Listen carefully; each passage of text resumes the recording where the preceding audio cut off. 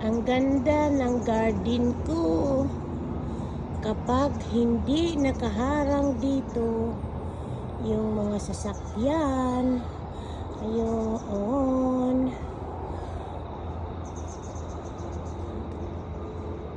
Ganda tingnan ang garden ko kapag hindi nakaharang ang mga sasakyan dito. Nakalis na yung iba. Ayan ang garden ko.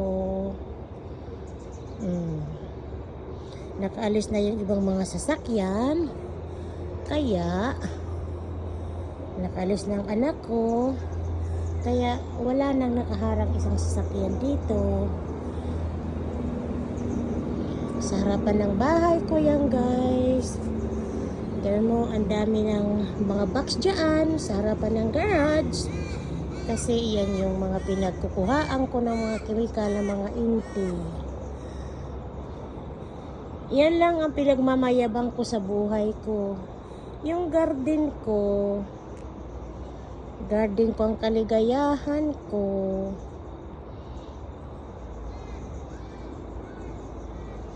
Garden ko. Sa harapan lang yan ang bahay ko.